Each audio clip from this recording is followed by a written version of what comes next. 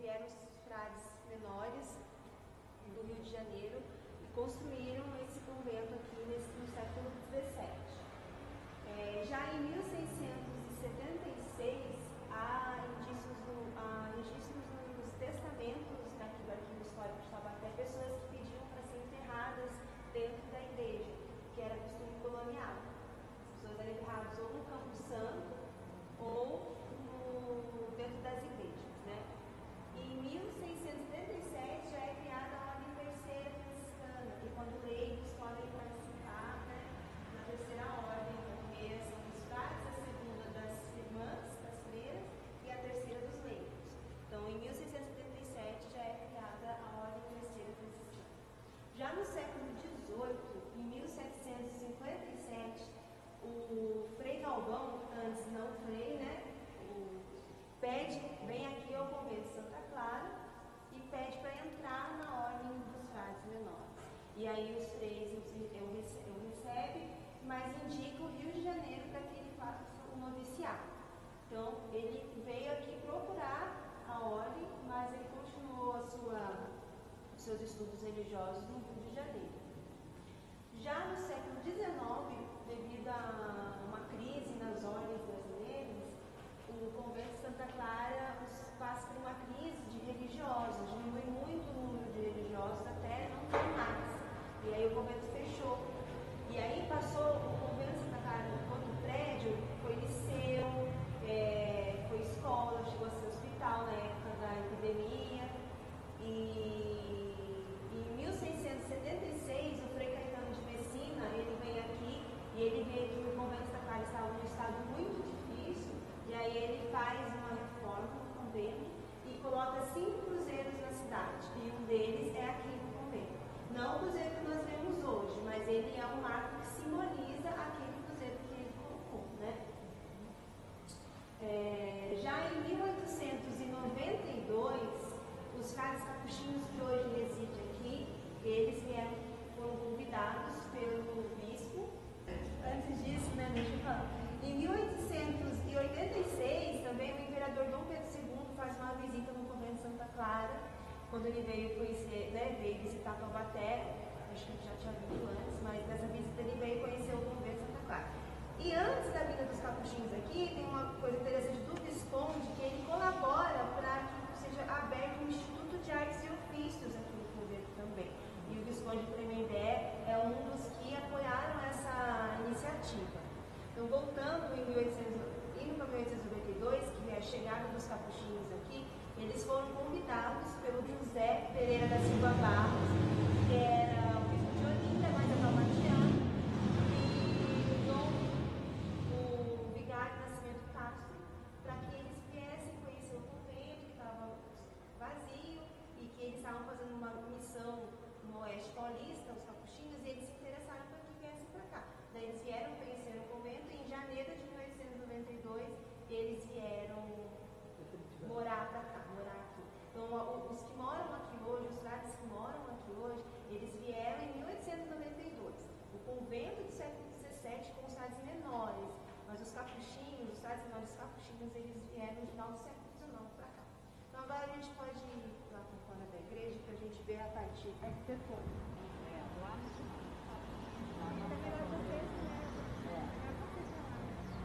Então, em 1894, só 2 anos após a vinda dos capuchinhos, o Visconde de Tremembé ele abre um processo contra os religiosos, porque a entrada do cemitério, antigamente, era por dentro da igreja, e pela capela da Ordem Terceira, que ficava num braço da igreja.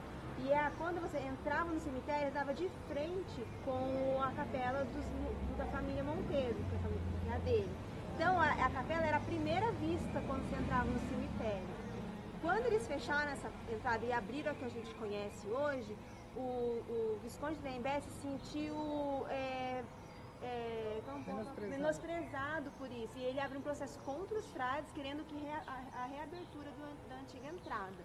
Só que aí os frades falam que eles não têm na verdade, quando os frades vieram para cá, eles passaram a diretoria, a organização do cemitério para a diocese, para outras pessoas organizarem. Então eles não tinham autoridade. autoridade, E aí o processo se estende por um tempo e aí ele acaba desistindo. Então a entrada não mudou pela vontade dele, continuou como eles tinham feito em 1894. Já no século XX, agora a gente pode olhar para a igreja, em 1927 é feita uma grande reforma no convento, onde a fachada é toda modificada e o interior dela também. Então, o que nós temos, por isso que nós começamos por aqui também hoje, porque dos prédios que ainda existem em Taubaté, a Torre Cineira é a mais antiga ainda de pé, porque ela data da construção de 1674.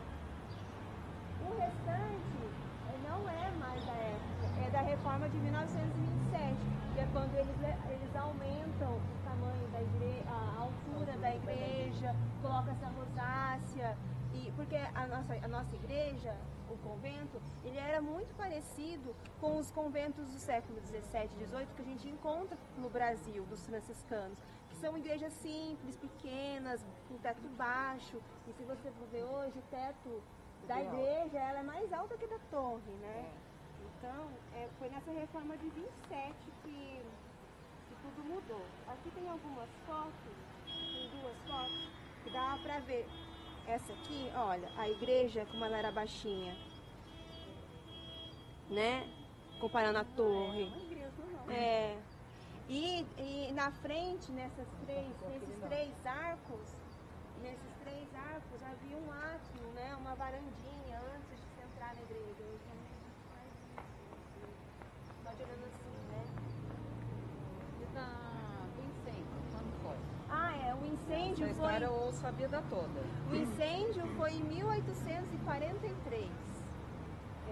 Foi um turíbulo deixado na sacristia, que ocasionou um incêndio, destruindo boa parte da sacristia e do convento mesmo.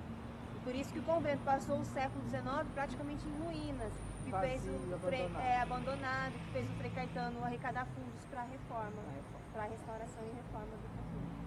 Alguém tem mais alguma pergunta? Deixa eu ver a foto antiga. Essas três janelas. Não tinha, tá vendo? Era só aquele pedaço lá. Era diferente, Era igual aquela lá, tá vendo? E os sinos são originais, então? Os sinos ainda são da época. Legal, hein? Que é importante falar, já que a gente está falando de patrimônio. Em 1986, o Condefat tombou a Torre Cineira, o relógio que bate o sino, porque o relógio é do século XIX, e algumas imagens também que tem dentro do convento, que são bem antigas. Nossa Senhora foi roubada. Era da Tem uma Nossa Senhora da Conceição, do século XVII e XVIII, super antiga. Não foi, eles restauraram, os frades restauraram e levaram para Piracicaba, porque lá em Piracicaba tem um museu, e eles levaram para lá. Museu de Arte Sacra. Não, é o Museu da Ordem, então tudo Da que é Ordem. antigo, eles levaram embora, porque lá é o centro de espiritualidade deles. Quando a gente chegou aí, Eles restauraram, ficou linda, Eu até coloquei no meu trabalho, porque ela é uma das mais antigas. A mais antiga da cidade é a Pietà, que está lá no Museu de Arte Sacra. É uma pequenininha, linda assim, desse tamanho a imagem. A Pietà é a mais antiga. o Márcio estava querendo saber, mas Alguém tem mais alguma dúvida? daqui? Eu acho que não. O estilo arquitetônico é um neocolonial devido às reformas, né? Porque de colonial mesmo é só a Torre Cineira. Só ficou ela, porque o resto mudou. Aquele anexo não tinha. Não, Porque, é ó, novo. Quando eles mexem ali em cima, você vê que eles tiram a beira É o corredor, é a entrada. Ela ficou só aqui embaixo, só para acompanhar aquela. Eles vieram para acompanhar a linha, mas... por exemplo, E lá em cima eles não conseguiram acompanhar a linha, tá vendo que a linha é mais quadrada e essa aqui é mais redonda. E aqui essa capela? Essa capela foi construída quando a Ordem Terceira foi o cemitério foi aberto. Porque assim, antes, como era costume, as pessoas enterravam dentro das igrejas. Os irmãos terceiros também eram enterrados na capela da Ordem Terceira, que era um braço da igreja, mais ou menos onde hoje é o salão deles. Não sei se vocês já conhecem o salão. Conheço. Mais ou menos onde é o salão deles hoje, era a igrejinha deles, a capela. Só que daí foi enchendo demais, então aí eles precisaram abrir, porque o cemitério só começou para ser dos irmãos terceiros. O cemitério abriu só para eles inicialmente, entendeu? Aí eles fizeram essa capelinha, já é 1800, século XIX, meados do século, segunda metade do século XIX. Aí depois as pessoas foram pedindo para ser enterradas aqui, as famílias, né? E aí foi abrindo para as famílias também.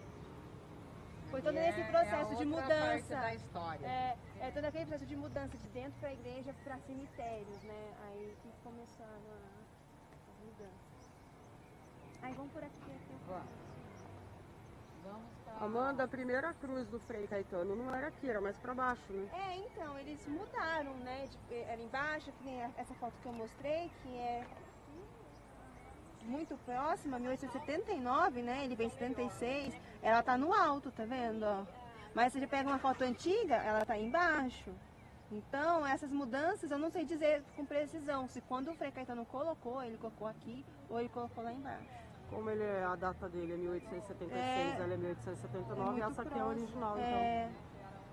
Ela é bem alta, tá vendo? Ó. Bem alta. Acho que sai da torre até bem alta. Apesar de estar um pouco mais na frente, dá aquela dimensão. Mas ela segue mesmo a altura da Torre Silveira. Você fazer primeira comunhão aqui no convento. Ai, que gostoso. Isso é legal, hein? Tá vendo? Aí, ó, tá vendo? E não tem mais nada, tá vendo? A gente passa por aqui, as pessoas acendem suas velas, colocam suas imagens aqui, mas a gente nunca para, às vezes, pra pensar o que seria isso, né? Como começou tudo isso? Na verdade, o Emília Madenberg, no livro dele, Lendas e Tradições, ele conta essa história, né, pra gente. Do escravo Firmino, que ele era muito bem visto e a família gostava muito dele. A família do coronel, tem até o nome dele aqui, Antônio Venâncio. Eu procurei no arquivo, ver se encontrava algum documento que comprovasse a existência desse Antônio Venâncio, que era dono da fazenda das Palmeiras, mas eu ainda não encontrei, pra gente poder, né, afirmar mesmo essa história. Mas segundo essa lenda, né, o capitão Antônio Venâncio tinha esse escravo Firmino que era muito bem visto por ele, e ele era um escravo muito bom. Então, quando o filho dele, Carlinhos, veio para a cidade para estudar, ele pediu para o escravo Firmino vir junto com ele para ficar, né? E aí o feitor, o Pedro, ficou em inveja, raiva, por ele dar tantas oportunidades para o Firmino. E aí num dia,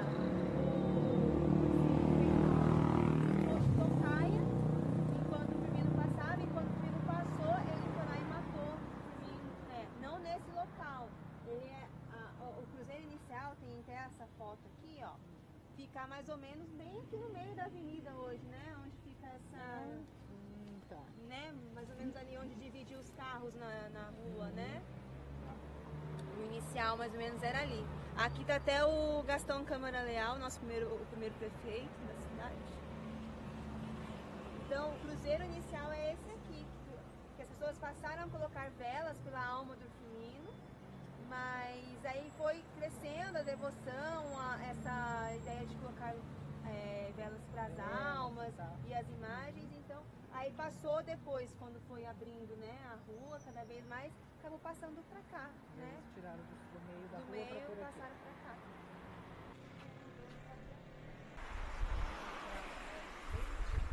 Para vocês que é a visão do convento de Santa Clara, dali do alto, ali perto da faculdade, antes de tudo isso que a gente vê hoje aqui na nossa volta, né?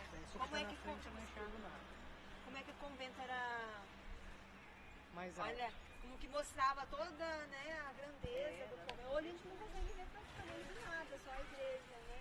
Não tinha prédio, não tinha nada, era só...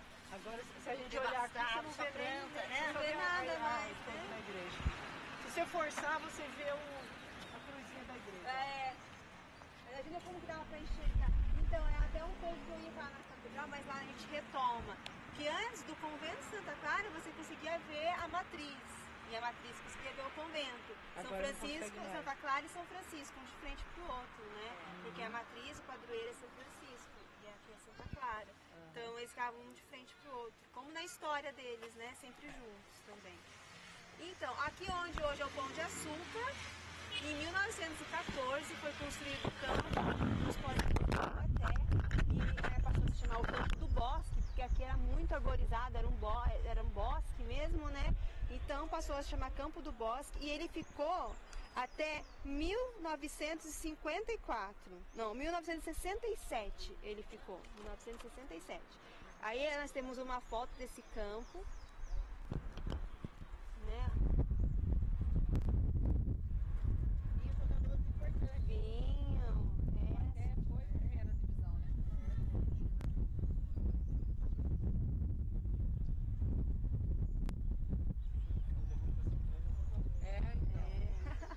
A casa da minha avó era essa aqui, ó.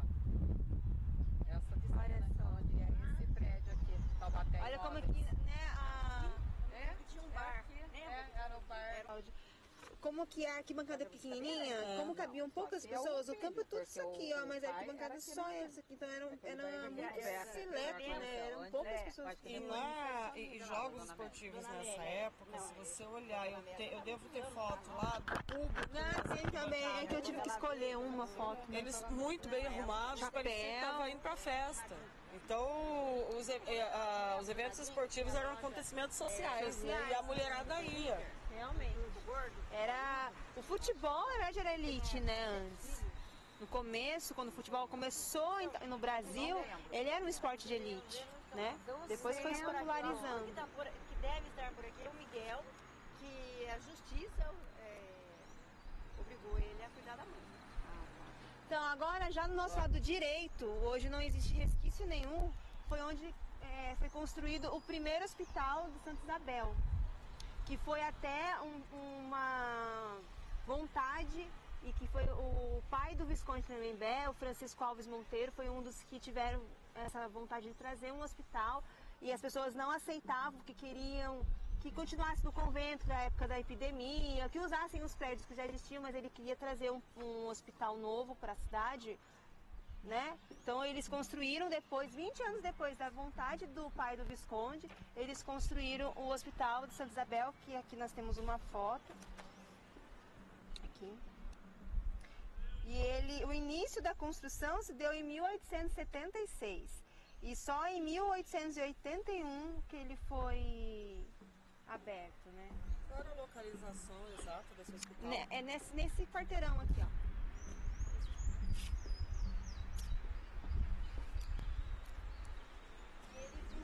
Até 1914. Então a paisagem já muda, se a gente for pensar. Porque até 1914 nós tínhamos um hospital aqui. Em 1914 que começou o campo. Então o campo é depois do hospital ainda. Então aqui, acho que na época do hospital aqui era só... Era um bosque, todo um bosque só, né? Todo arborizado. É onde eles colocaram a água aqui. E já no século XX nós tínhamos na praça, já com a construção do fórum, né? O Fórum Criminal Desembargador Paulo de Oliveira Costa, a construção dele é de 1946. E a arquitetura dele é estilo neocolonial também. E existia na frente do fórum, né, um chafariz. Essa águazinha lá do Convento Velho, porque a direção do Convento Velho é essa, ela passa por aqui, ó. E vai também lá pra E a baixo. faculdade de filosofia, quando começou? A gente vai passar lá. Esse chafariz, ele foi tirado, essa foto, né, foi tirada em 1968, foi quando foi retirado. E aí, como você contou, né, esse chafariz existia para abastecer. Era pra E trazer pelo água jeito pra cá, da trazer a região que não tinha. já estavam derrubando árvores. Já, Olha bastante, aí o desmatamento que dá. E o fórum já estava aqui, ó. Já estava aí. Porque o fora de 46 e essa foto é de 68. 68. Né? Muito legal. Pois fizeram um grandão. Eu lembro quando eu era criança que vinha, a gente ficava na área lá da avó, tinha que fazia umas. Quase como uma dança, não foi? Aqui teve. Depois disso. Depois disso, tiraram. Bem E aí depois. onde tá esse coisa aqui? Era ó, grande, agora né? Tinha um negócio. Lembra? Até uma época tinha umas luzes coloridas. Que legal, por que tiraram? Ai, tiraram mesmo. Nossa, Era tão legal porque ela tinha dois, da três. administração pública. Fonte luminosa que Era fonte luminosa, porque ela parecia a dança das águas, né? Tinha hora que ela subia, depois descia. que tiraram o chafariz. Que daí era, o point era eletro, né? Não era Pão de Açúcar, era eletro. Aqui era restaurante, tinha um barquinho muito legal. Naquele grupo Taubaté das Antigas, outro dia postaram uma foto, parecia que a gente ficava em pé assim, segurava e rodava. Carrossel. É carrossel, não é carrossel. Gira-gira, mas era um nome diferente. Parecia um... gira para adolescentes. Porque você já ficava grandinho assim, sabe? E era muito legal, porque daí era vir comer uma batata frita, com queijinho, que já tinha surgido esse negócio, era chique, Coca-Cola, né? E curtia aqui. Mas aí a praça, ela era muito mais visitada, né? Era uma praça viva, uma praça muito frequentada. Aí, Claudinha, enquanto vocês estão aí para TV Cidade, eu tenho uma particularidade. Onde era a casa da minha avó, hoje é a imobiliária, Taubaté Imóveis, e ela era uma pessoa que gostava muito de fazer benfeitorias. E uma delas, ela ganhava tecidos durante o ano, comprava, faziam roupinhas, e no Natal eram filas grandes para que as crianças ganhassem alguma coisa. Diz que media, tipo PMG, não era nem isso, né? Fazia de orelhada, retalho daqui e tal, e para a criança passar o Natal com uma roupinha nova. E junto sempre tinha uma cobertinha também, além dos doces e tal. E o que eu falei para Amanda, isso muito me orgulha, eu vou ver isso documentado, pelo menos na oralidade ou fotos, que ela quem criou a Quermesse São Antônio aqui no Convento Santa Clara.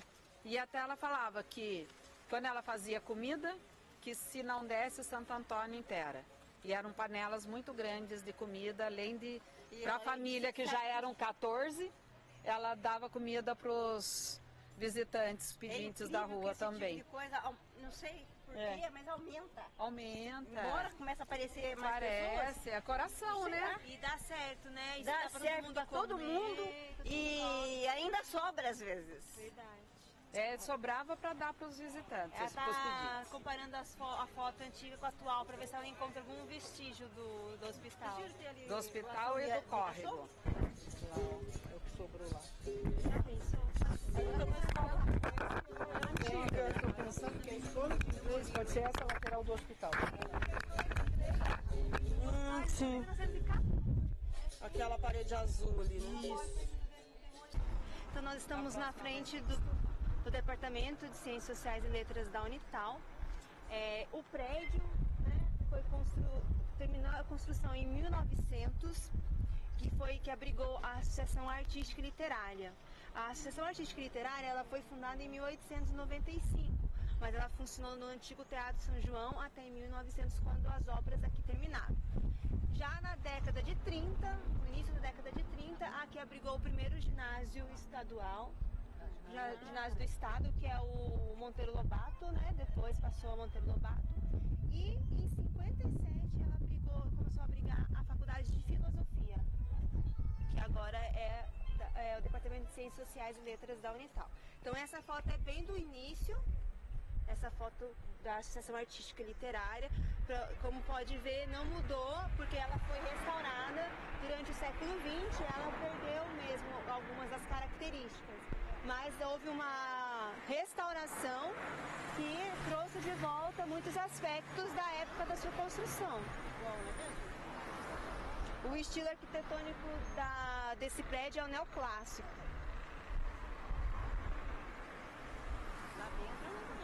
Não. Eles conseguiram restaurar muita coisa. A escada que tem lá, eles conseguiram. Ficou bem bonito esse salão que agora a faculdade usa para eventos, né? Tá muito bonito mesmo. Bom, pelo que a gente conversou, a gente percebeu que durante as reformas que aconteceram no século XX, eles mudaram muitos aspectos, as janelas, a própria cor, algumas características lá internas também do prédio. Aí quando houve esse restauro, eles trouxeram de volta os aspectos que eles poderiam trazer da construção primeira, né? né? Eu acho que dá até para falar agora, nesse momento, desde lá que nós vamos finalizar, daí qual o objetivo do projeto do Visconde do Tremembé, o que ele tem a ver com Taubaté. Qual a importância desse Visconde? Que cidade é essa? Como diz a nossa grande mestra Lia Carolina, que é um museu céu aberto, né? Se a gente pensar bem por onde passamos, quanta história tem, ser uma cidade de 1600, os nomes que foram dados dessa importância, eu acho que, assim, eu sou fã incondicional de Monteiro Lobato, da sua obra literária, mas ele só existe porque existiu o Visconde Tremembé, o seu avô, e foi um homem super importante dentro de Taubaté. E essa atenção mesmo que a gente está querendo. Olha, aqui ainda existe isso, né? Vamos preservar, ou pelo menos tentar preservar isso, chamar a atenção do reconhecimento e pertencimento da sua própria história. É isso que nós queremos com o taubatiano. Conheça a sua própria história, identifique nessa história. Não é, eu acho assim, criticar é muito fácil, agora fazer, acompanhar e tomar esse olhar, olha, é aqui, sabe? Nós estamos aqui. Nós estamos hoje, num dia de sábado à tarde, passeando pela cidade de Taubaté, fazendo esse passeio intitulado como Passeio do Visconde. Do Boulevard Rio Branco. É um exemplar, né, de uma casa do século XIX. Nós, infelizmente, não conseguimos levantar a história desse casarão, quem morou ali, né? Mas a gente vai tentar encontrar a história desse casarão. E nós temos a foto de antes da reforma, como ele era e como ele está agora, né, que a gente pode ver. E isso mostra que não é necessariamente porque a gente sabe quem morou aqui que a gente deve preservar, mas sim preservar a história da cidade como um todo, né? Porque muitas outras casas que a gente sabe quem morou, que a gente sabe a importância que teve para o pessoal de Taubaté, e eles foram lá e demoliram a casa. Aqui, a pessoa que comprou viu a importância e mesmo sem saber da história da casa, ela preservou, né? E aqui não era o Jacques Chelles? Acho que o Jacques Chelles estava um pouquinho na frente ali.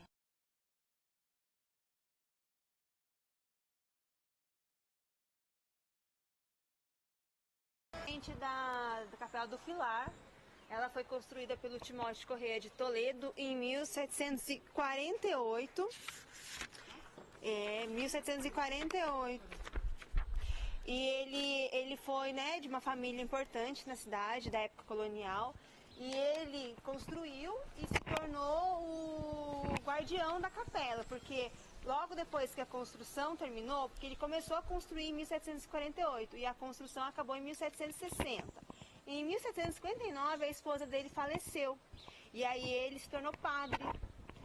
Depois de casar, se tornou viúvo e aí ele se tornou padre para cuidar da capela também, né? Então isso com 30 anos, então ele ficou mais com 60 anos ele ficou mais 30 anos cuidando da igreja e morreu com quase 90, 89 para 90 anos, ele faleceu. Já depois que ele morreu, o filho dele, o Bento Cortês de Toledo, que tem uma participação muito importante na Inconfidência Mineira, e ele se tornou o guardião, o capelão da capela, né? Já no século XIX, em 1870, a gente já encontrou informações sobre reformas já na Capela do Pilar. Já começaram, né, umas reformas, porque a igreja estava precisando de alguns reparos, né? E a igreja funcionou como um templo religioso até 1940. Já em 45 a 49 começou um processo do IPHAN de tombamento. Então ela é tombada pelo IPHAN entre os anos de 45 a 49. Em 1957 e 64 tiveram outras reformas na Capela do Pilar. Então, nessas reformas sempre perde uma característica ou outra, porque são reformas, não são restauros, né? Quando é restauro, você precisa manter no aspecto original. Mas as reformas vão tirando algumas características dela, né? Já em 1983 foi assinada entre a Prefeitura e a Diocese de Taubaté uma parceria, em que poderiam fazer um museu de arte sacra e a Prefeitura tomaria conta. Então o prédio era da Cúria e a prefeitura tomaria conta. Aí em 1985 foi inaugurado esse Museu de Arte Sacra, que durou até 2009, quando o museu foi transferido para a Cúria Diocesana. E aí desde então a capela ficou fechada, se encontrou fechada. A capela pertence a quem? Agora ela pertence à diocese. A diocese é responsável pelo restauro, que é um bem tombado, é um patrimônio da cidade, né? O estilo arquitetônico da capela é um exemplar da arquitetura barroca de influência mineira, então é o barroco mineiro. E a gente pode encontrar duas capelas parecidas com essa em Minas Gerais, que é a Nossa Senhora do Ó, em Sabará, e a de São Francisco, em Caeté. Todas construídas no século XVIII. Não, essa aí é a Capela do Pilar mesmo. Essa é uma foto antiga da capela, né? Uma das primeiras fotos que você tem da capela, por isso que ela tá bem, né?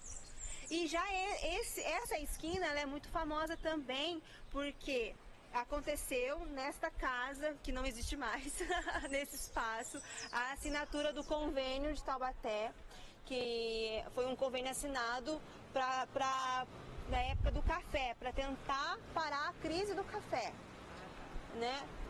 Então, a casa pertencia... Esse o prédio? É, esse o prédio.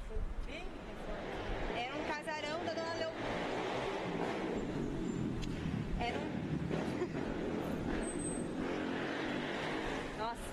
Era um casarão da Dona Leopoldina Marcondes Varela. Esse casarão já sediou a prefeitura e a Câmara, a delegacia de polícia, o fórum e cartórios. E hoje, né, é a agência do Banco do Brasil. Que eu ouvi dizer, mas eu sei da verdade desse local, que aqui partiam os bandeirantes para as cruzadas, né? Sertão. Os sertões, para as bandeiras do sertão. Isso é uma lenda, né? É uma lenda que foi contada de geração em geração, acabou se tornando uma lenda urbana de Taubaté. Mas não há registro, não há... Até porque, como a gente já falou, ela foi construída em 1748, começou a sua construção. Então o auge do bandeirismo, que é do início, do final do século XVII, o início do século XVIII, já não tinha mais, né? Era uma outra época já, mais de tropeirismo, começando o tropeirismo já, né? Então, é uma lenda que foram contando. Eu acredito, falando por mim, que se eles saíssem de algum lugar, se reunissem e saíssem, era da matriz que eles iriam sair.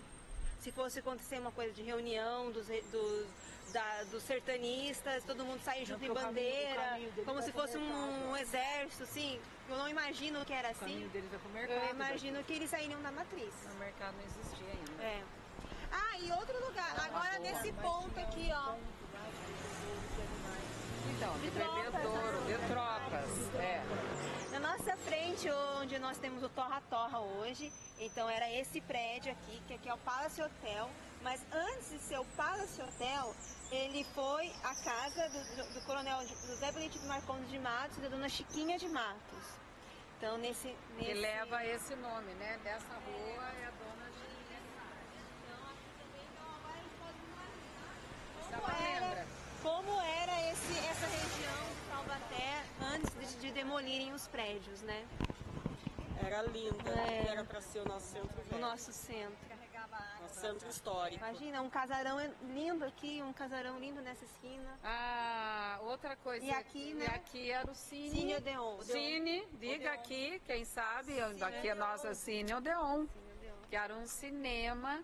Até não dá para aparecer, mas o telhado ainda continuava abaloado. Eu não sei dizer o nome, mas aqui, quando não tinha essa parede, você conseguia enxergar do Cine Odeon. E a rádio difusora também. Que também é da Emília Madeiberg, né? Radiodifusora. Minha mãe queria cantar no rádio. Ah, é? É, menina. Ela vai cantar. Você acha que eu sou filha? Ui, nossa. Agora eu... Bom, agora nós estamos no ponto do edifício Urupês, na nossa frente. É o edifício Urupês. O nome Ele foi, a sua construção se iniciou em 1942 e terminou em 1944. E a sua primeira utilização foi como loja de departamentos, a Casa Taubaté e depois a Casa Cabral. Aí, em 1952, ela foi adquirida pelo governo do estado. Daí ela abrigou a Delegacia Regional da Fazenda e a Coletoria Estadual, o famoso Tesourinho, né? Que como passou a ser chamado, né? Tesourinho. Foi muitos anos. E aí, em 2000, a Fazenda Estadual se transferiu para um novo endereço e aí o prédio ficou desocupado. Aí nós podemos ver pela janela que guardam umas caixas com alguma documentação, mas o prédio não foi mais utilizado. E a arquitetura é a Art Deco. E ele foi inspirado Então, não consegui. no Ministério da Guerra. É um prédio, o Ministério da Guerra, e é o primeiro prédio com elevador no município de Taubaté. Ele é um quarteirão todo, até onde é a Igreja Universal hoje, que era o cinema, é o salão, ele é um prédio único, virando a esquina. Então ele praticamente é esse quarteirão. E no período da sua construção, então a década de 40, ele era considerado o prédio mais alto da cidade. Ó. É bem isso aí, ó, a construção dele. Construir prédio, A curiosidade, trabalhou nesse prédio um dos maiores artistas plásticos de Taubaté, Anderson Fabiano. E aqui nessa esquina tinha uma leiteria. E foi nessa leiteria que Mestre Justino e Anderson Fabiano se conheceram. Olha só, hein? Isso está no livro da doutora, tá no livro da doutora Tereza Freire Vieira. É outra que vale a pena conversar com ela, que ainda tem memória. Queridona. Trouxe foto, mas nós encontramos no jornal de 1915 uma foto de um cruzeiro que ficava bem aqui. Então a gente tem como não existe cruzeiro, ninguém nem tem informação de cruzeiro aqui na Praça da Matriz, então a gente pode concluir que o cruzeiro era aqui pela foto que nós temos no jornal. E esse cruzeiro seria um outro cruzeiro do Frei Caetano de Messina. Então, os 5 pontos seriam quais? O Convento de Santa Clara, a Matriz, o Largo do Bom Conselho, que antes não se chamava assim, era Largo da Piedade, né? O Alto do São Pedro e a Monção. Santa Cruz da Monção. Contou essa dúvida há uns anos atrás, foi o Solon, você conhece? Ele foi lá no arquivo e perguntou, eu procurei, em Minas Gerais tem muito dessas cruzes que são super simbólicas, ela mostra a paixão de Jesus, aí tem todos os símbolos da paixão, é muito bonita, ela é bem assim característica dessa época religiosa, século XVIII, XIX. Como totens, né? Isso, cheio de símbolos. Tem uma obra do Toninho Mendes que que ele retrata a igreja com a cruz do lado. Ah, então, legal, vou saber, porque a gente procurou, encontramos no jornal, por acaso. A notícia falava até de outra coisa, mas o cruzeiro estava ali na foto, daí registrou pra gente essa informação. Então, agora nós vamos falar da Catedral São Francisco das Chagas. Inicialmente era chamada Matriz, né? Porque é a igreja principal da cidade, que leva o nome do padroeiro da cidade, São Francisco das Chagas. Ela foi construída por volta de 1640, 1645, porque para um povoado ser levado à vila, precisava ter uma igreja, a cadeia e a câmara. E a cadeia e a câmara, ela é onde hoje é o Banco do Brasil, que também não existe mais. Então, como que a gente conclui? Qual é, né, através das pesquisas, que a igreja matriz inicial, ela era voltada para cá, para frente aqui. Não assim como ela é hoje. E o tamanho dela, e como é também voltada, é onde hoje é a Capela do Santíssimo Sacramento, antiga Capela dos Passos. Dentro da catedral tem uma capelinha ali, e aquela capela ali seria o mesmo lugar da primeira igreja matriz da cidade, da vila de Taubaté, no caso, né? Já daí, no finalzinho do século, já 1700 a 1800, então, portanto demorou um século, foi feita uma igreja maior, no tamanho que nós conhecemos hoje, mais ou menos na mesma dimensão. Demorou um século para ser construída, e aí sim, ela já foi voltada na mesma direção que nós temos hoje. Isso, daí ela já foi voltada para cá. Isso, voltada para o convento. Então a gente pode ter ideia, né? ela era voltada para cá. Olha, para você ver, a gente pode concluir isso também. Ela era uma outra direção. Construir o convento de Santa Clara. Ah, opa, então vamos fazer elas de frente, já que é Santa Clara, São Francisco. Aí eles construíram a igreja e colocaram uma de frente para outra. Né? A gente pode pensar assim, já que a inicial não era, né? No século XIX a igreja já começou a passar por reformas, já começaram umas reformas, né? Mas nada que descaracterizasse por completo. E em 1908, Taubaté passa a ser diocese, então a matriz começa a ser chamada como catedral, né? Que é a igreja onde o bispo tem celebra, né? A igreja do bispo, como a gente conhece. Tem uma foto aqui Aqui, ó. Essa foto aqui é de 1910. Pra gente poder ver como ela está diferente, né? Eu não gostava da fotografia, né?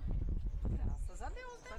Só que A gente pode desolhar agora. De 1910 para hoje aconteceu nos anos 1940 a 1950. Foram 10 anos de reforma que descaracterizaram por completo a nossa catedral. A única coisa que permanece desde o começo, desde a primeira construção, foi o altar-mor, as talhas, né, em dourado que nós temos no altar-mor. As outras talhas estão no Museu de Arte Sacra, porque foram todos retirados.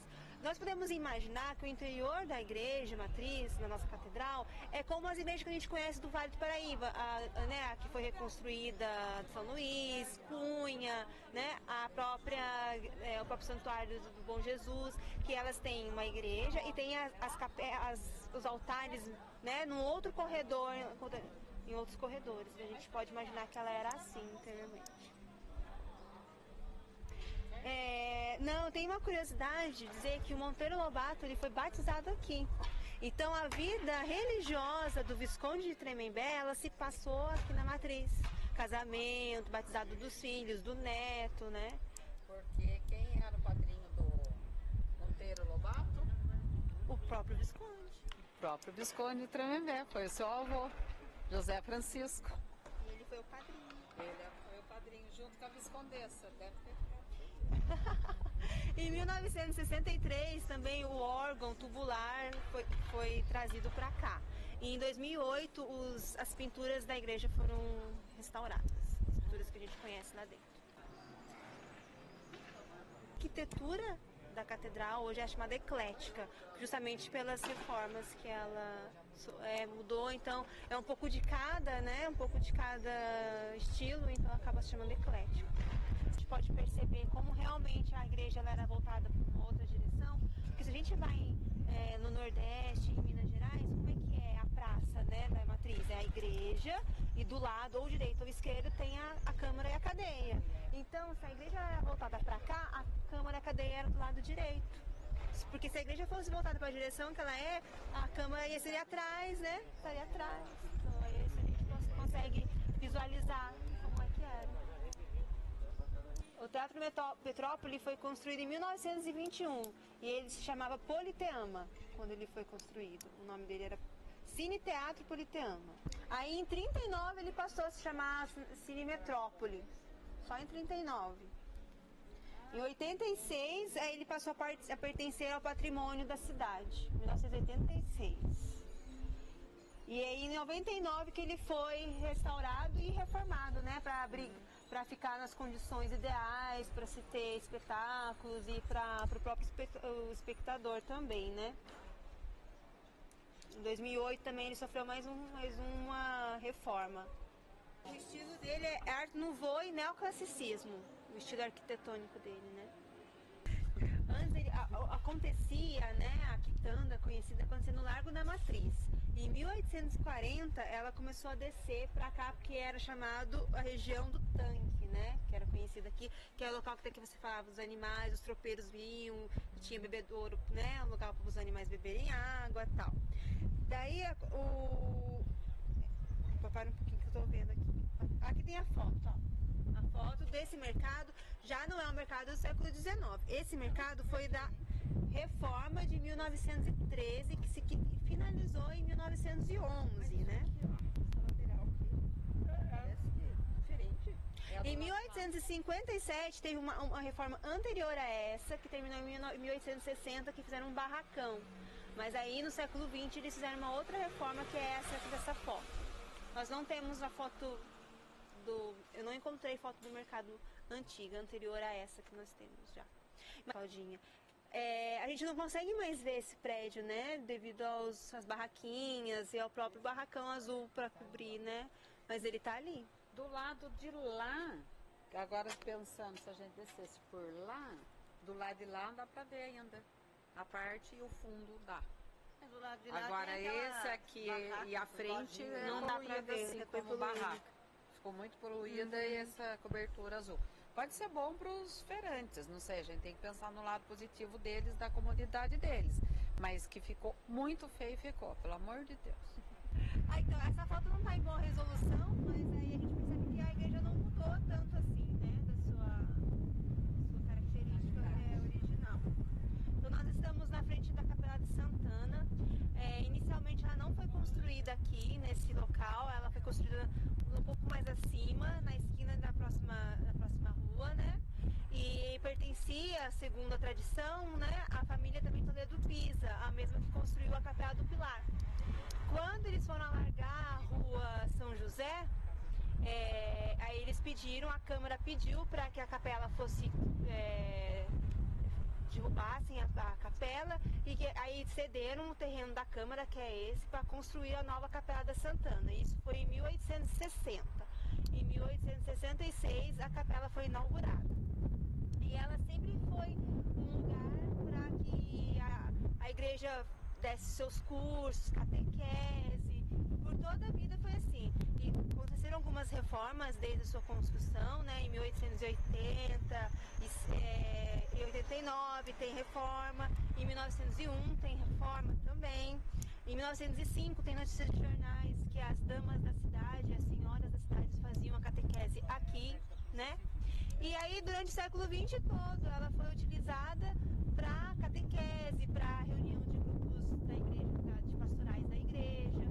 E só em 2003 que a igreja greco-melquita foi instalada aqui. Então é o rito bizantino, né? Que é da igreja católica, mas segue o rito bizantino, e hoje ela funciona com essa liturgia. E ela tá aberta. Da igreja neoclássica com alguns elementos neorrenascentistas.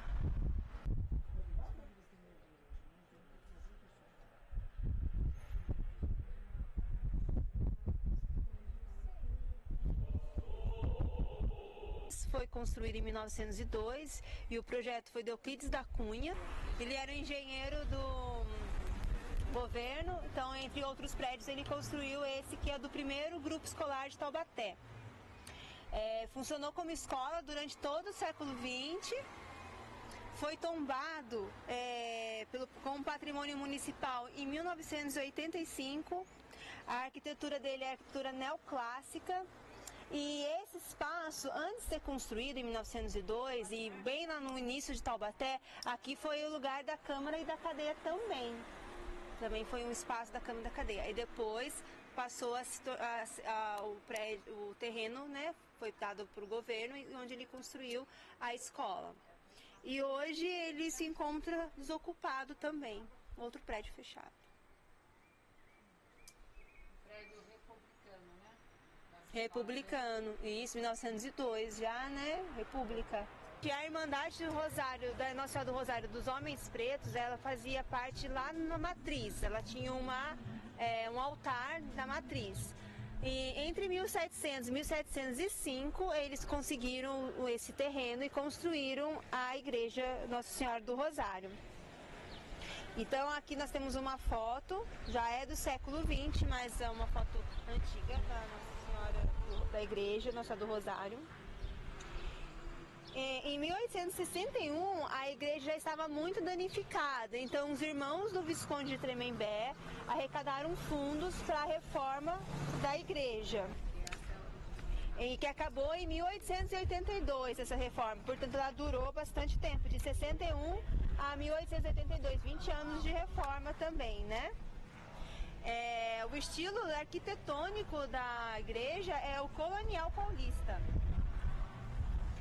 Já no século XX, em 1995, a igreja foi tombada por decreto municipal.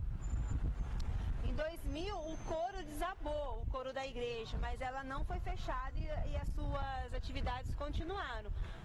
Vale lembrar que a igreja ela era uma paróquia e ela funcionava normalmente como uma igreja da diocese, né?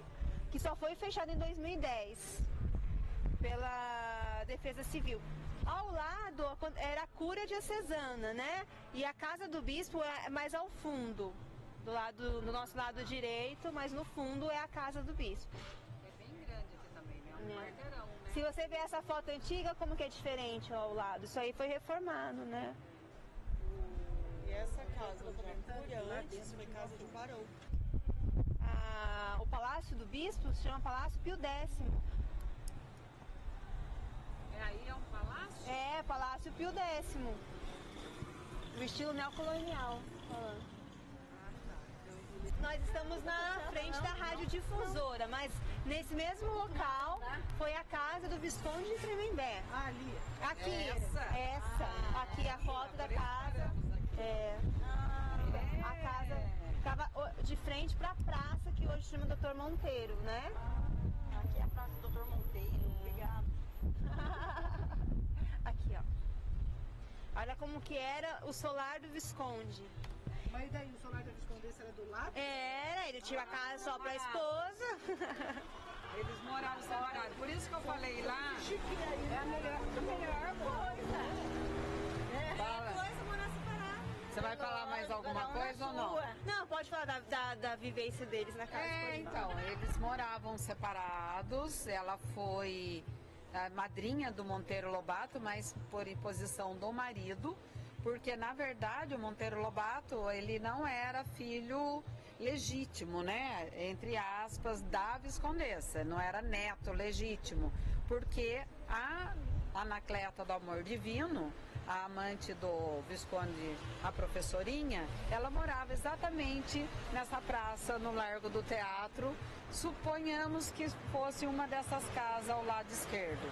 Portanto, eles moravam separados e não tinham muito trabalho. Ele não tinha muito trabalho de sair para visitar a dona professorinha Anacleta do Amor Divino. E também fazendo parte dessa história, a chácara do Visconde é exatamente nessa rua, que hoje nós temos o túnel, é a chácara do Visconde, que era a casa da chácara.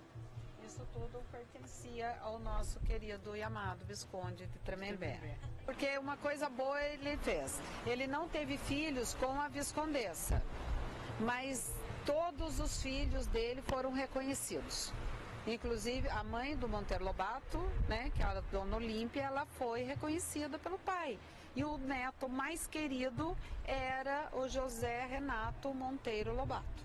Que depois virou José Bento. Depois virou José Bento, exatamente para usar a bengala do avô. Herança. Depois que ele faleceu e se passou, né? Ele foi também, o tiro de guerra foi no solar do Visconde, o quartel da Força Pública, a Câmara e a Prefeitura. Tudo nesse prédio aqui. Claro que ele foi sofrendo reformas até demolir, e aí a difusora foi construída, né, em 1960, a difusora foi construída. Já fala sério, hein?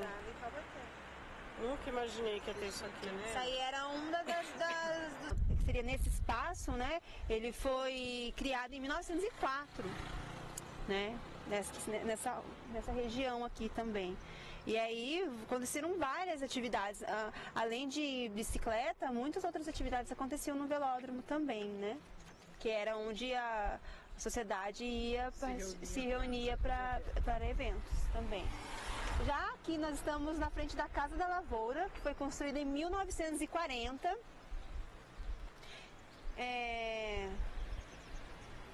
E instalada a Casa Lavoura mesmo, que leva seu nome, foi em 44, né? Aí na década de 80 até a década do ano 2000, ela funcionou como DEC, Departamento de Educação e Cultura do município. E em 2010 foi tombado os 3 painéis do Mestre Justino que se encontram no interior do prédio. E hoje ela se encontra também desocupada. O estilo dela também é considerado neocolonial. Nós estamos de frente para a diretoria de ensino de Taubaté, né? Que é o antigo local do Grupo Escolar Dom Pereira. Muitas pessoas que a gente conhece hoje estudaram no Dom Pereira, né? Mas anterior a esse prédio, ainda no século XIX, em 1842, foi esse local um cemitério, o cemitério da Santa Cruz. Então agora nós estamos na frente da Vila Santo Aleixo, né? Que pertenceu ao Lopes Chaves, construída no final do século XIX. O estilo dela é um estilo eclético também, e a gente pode ver o estado que ela se encontra, né? Depois da morte de Lopes Chaves, ela passou para o Coronel Marcondes de Matos, até 1919. Aí em 1920 ela passou para o Dom Joaquim Arco Verde, e aí passou a se chamar Vila Santo Aleixo. Foi porque era a casa de veraneio do Dom Arco Verde. Era uma casa maravilhosa, né? Um espaço lindo. Sofreu restaurações. Sofreu também. Em 1930, aí a vila, né? Porque ela é grande, tem um espaço no terreno bom, ela foi adquirida pelo José Luiz Sembranelli. Né? E aí em 96 ela passou para a Unital. Nessa época, a Unital fez uma reforma. A reforma fez em 96. Com certeza, acho que foram feitas algumas reformas. Foi porque eu conheci uma das alunas que estava reformando, que era a Giovana. E aqui ela foi convidada para ir trabalhar na Capela Sistina. Nossa. E ela foi para a Europa depois e terminou o coisa dela na Europa por causa dessa de uma das vila. Tentativas, né, de restauro da vila. Aí em 2009 a responsabilidade passou para a prefeitura, então a gente fica nesse impasse, prefeitura, Unital, né? 2009 tem de restaurar. De reforma. E o prédio é tombado, viu? Ele é tombado por lei municipal e pelo Condefat também. Então, ele tem essas, né, que protegem, essas leis que protegem o prédio, mas a gente pode ver o estado que ele se encontra hoje, né? Um dos maiores... Está, no sentido literal da palavra, tombando. Está tombando. Já pensou poder, né, restaurar e poder abrir algum uso de um espaço cultural, né? Espaço cultural. Como acontece em Pinda, né? Em Pinda tem aquele prédio que eles restauraram aí nesses últimos anos, agora tá lindo lá, novinho. O Palacete. Palacete. Exatamente. Lá tem um departamento, não sei se é o departamento, não chega a ser secretaria, acho que é o departamento, é um braço da Secretaria de Cultura, que eles só trabalham com patrimônios. Então tem essa visão de trabalhar e ter o olhar para o patrimônio. E tem verbas destinadas ao patrimônio, verbas que são usadas sem muitas burocracias, passam por algumas instâncias de licitações, etc. Mas tem um veículo facilitador para que os prédios realmente tombados, eles não caiam, não fiquem na situação que nós, por onde passamos hoje, nós estamos vendo que a situação está um tanto crítica, né? Queríamos que não estivessem dessa forma, mas enfim. Até aqui na Vila Santo Aleixo, segundo a doutora Dolores, que é a professora doutora da arquitetura, eu fiz parte do Conselho Patrimônio na gestão dela também, e ela tem uma viela que hoje foi ocupada por uma loja, né? Uma dessas duas lojas, que ela passa para uma outra rua que também parece que é uma viela de fundo que sai aqui na Rua América, que não é o nome mais antigo, que tem um prédio ali, ela sai da 4 de março e passa para cá, e aqui ao lado da Vila Santo Aleixo, por isso que era uma vila de fato. Ela se encontrava com essa viela. Ela tem a planta desse lugar. Começou a ser construído em 1923, mas foi o nosso primeiro bispo, Dom Epaminondas, que era um devoto da Santa Terezinha, mesmo antes dela se tornar santa. Então ele conheceu a história da Terezinha de Jesus, do Menino Jesus, e trouxe a devoção para ela. E vale dizer também que essa é a igreja mais antiga dedicada à santa, e ela começou a construir 2 anos antes da canonização, porque ela foi canonizada em 1925 e a igreja começou a ser construída em 1923. Então, passaram por anos de construção, e mesmo ela inacabada, ela foi inaugurada em 1929. E durante os anos, aí com a morte, né, de um dos construtores da igreja, as obras pararam, que foi em 1941. Aí só em 1953 que a empresa, a Companhia Predial, ela ficou responsável para terminar a igreja.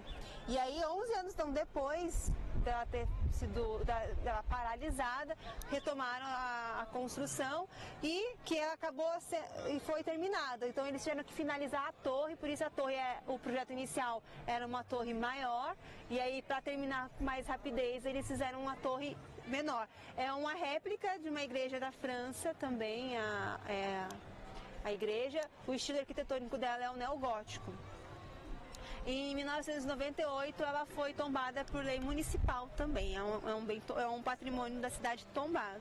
O santuário sendo construído, né, aqui ficava a cadeia, e anterior à construção da cadeia, ela era conhecida como a Praça da Forca, né, e como, segundo histórias que a gente ouve das pessoas da cidade, era o local onde as pessoas eram enforcadas aqui. Que, se for pensar, também era bem distante do centro, né? Aqui era um local muito distante do centro, até o século XX, né? Do dia 19 até o dia 25, são ações dos museus no Brasil todo, intitulado pelo IBRAM. É um lançamento daqui de Taubaté, o Passeio do Visconde, dos museus de Taubaté. Hoje foram representados museus histórico, o nosso arquivo que saiu de lá, grandes informações históricas também, o Mistal, que nos ofereceu as fotos, e arte sacra, representada também pela Amanda, sua pesquisa, por ser uma franciscana, né? É uma pessoa que gosta muito. Eu agradeço que assim, as pessoas que fizeram esse caminho conosco. É um caminho um tanto longo. No Museu Monteiro Lobato foi um pouco menor, mas é para chamar a atenção mesmo. Vamos fazê-lo uma vez por mês, se Deus quiser.